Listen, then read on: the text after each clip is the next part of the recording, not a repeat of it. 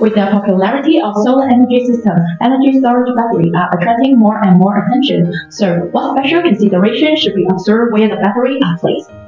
Storage battery can be placed indoors and attention needs to be paid to the proper installation location, ventilation conditions, and temperature control to ensure their normal operation and safety.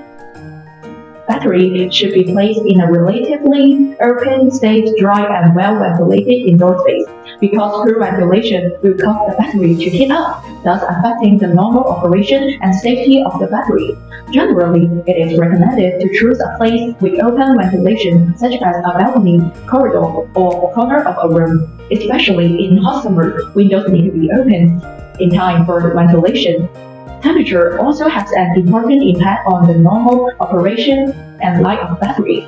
The battery should be placed away from direct sunlight, rain immersion, and hot temperature environment to avoid affecting the battery life and safety. The indoor temperature should be between 5 to 35 degrees, and the battery temperature should not exceed 40 degrees.